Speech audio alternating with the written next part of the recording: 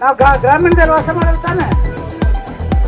ನೀವು ರೈತರ ಮಕ್ಕಳಿಗೆ ಸಂಬಳ ಕೊಡೋದನ್ನ ನೀವು ಕರ್ತ ಮಾಡ್ತೀವಿ ಅಂದ್ರೆ, ಮಕ್ಕಳಿಗೆ ಸಂಬಳ ಕೊಡೋದನ್ನ ನೀವು ಕರ್ತ ಮಾಡ್ತೀವಿ ಅಂದ್ರೆ ನೀವು ಯಾರ ಪರವಾಗಿದ್ದೀರಿ ಅಂತ ನಾವು ಪ್ರಶ್ನೆ ಮಾಡಬೇಕು.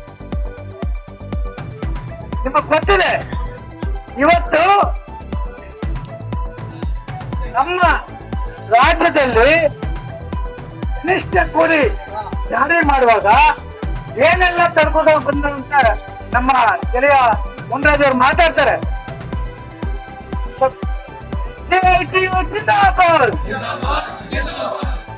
ನಗರದ ಗ್ರಾಮ ಪಂಚಾಯತಿ ನೌಕರರ ಸಂಘಕ್ಕೆ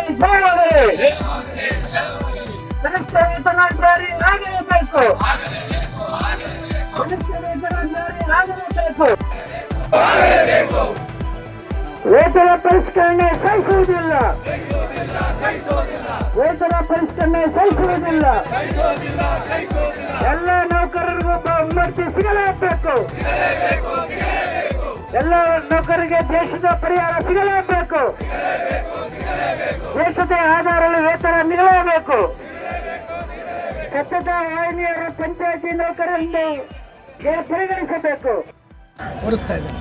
ಮಾಡಲಿಲ್ಲ ಅಂತ ಹೇಳಿದ್ರೆ ನೋಟಿಸ್ ಕೊಟ್ಟು ಅವ್ರ ಮೇಲೆ ನಾವು ದಂಡ ಹಾಕ್ತೀವಿ ಮತ್ತು ಅವ್ರನ್ನ ಕಾನೂನಿನ ಶಿಕ್ಷೆಯನ್ನು ಕೊಡ್ತೀವಿ ಅಂತಕ್ಕಂಥ ಆದೇಶಗಳನ್ನು ಇವತ್ತು ತರುವಂಥ ಪ್ರಯತ್ನಗಳನ್ನು ಈ ಸರ್ಕಾರ ಮಾಡ್ತಾ ಇದೆ. ಅದರಿಂದಾಗಿ ನಾವು ಇದನ್ನು ಸಹಿಸ್ಕೊಳ್ಳೋಕ್ಕಾಗಲ್ಲ. ಹಲವಾರು ಬೇಡಿಕೆಗಳಿದ್ದಾವೆ. ಈಗಾಗಲೇ ನಮಗೆ ಇಡಗಂಟು ಕೊಡ್ತೀವಿ ಅಂತ ಹೇಳಿದರೆ ದೇಶದ ಆಧಾರದಲ್ಲಿ ನಮಗೆ ಸಂಬಳ ಕೊಡ್ತೀವಿ ಅಂದರೆ ಕೊಡಲಿಲ್ಲ. ಅದೇ ರೀತಿಯಲ್ಲಿ ನಮಗೆ ಎಲ್ಲ ನೌಕರರನ್ನ ಮುಂಬಡ್ತಿ ಮಾಡತಕ್ಕಂಥ ಪ್ರಕ್ರಿಯೆ ಸಂಪೂರ್ಣವಾಗಿ ಸ್ಥಗಿತ ಆಗಿದೆ. ಹೀಗಾಗಿ ಇಡೀ ನೌಕರರು ಇವತ್ತು ಸಂಕಷ್ಟಕ್ಕೆ ಒಳಗಾಗಿದ್ದಾರೆ.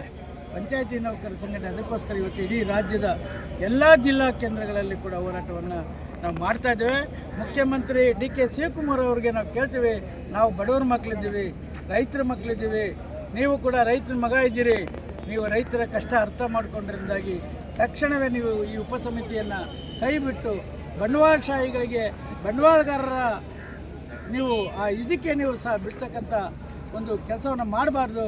ನೀವು ಪಂಚಾಯತಿ ನೌಕರರಿಗೆ ವೇತನವನ್ನು ತಕ್ಷಣವೇ ಜಾರಿ ಮಾಡಬೇಕು, ಎಲ್ಲರನ್ನು ಮುಂಬರ್ತಿ ಮಾಡಬೇಕು ಮತ್ತು ನಮ್ಮ 6 ಬೇಡಿಕೆಗಳೇನಿವೆ ಅವೆಲ್ಲವನ್ನು ಕೂಡ ಜಾರಿ ಮಾಡಲಿಕ್ಕೆ ಸರ್ಕಾರ ಮಾಡಬೇಕು ಅಂತಕ್ಕಂಥ ಒತ್ತಾಯವನ್ನು ಮಾಡಿ ಈ ಹೋರಾಟದಲ್ಲಿ ನಾವು ಇವತ್ತು ಒತ್ತಾಯ ಮಾಡ್ತೇವೆ. ಗೋಪಾಲಕೃಷ್ಣ ಅರಳಳ್ಳಿ, ನಾನು ಕರ್ನಾಟಕ ರಾಜ್ಯ ಗ್ರಾಮ ಪಂಚಾಯತಿ ನೌಕರರ ಸಂಘದ ಉಪಾಧ್ಯಕ್ಷ.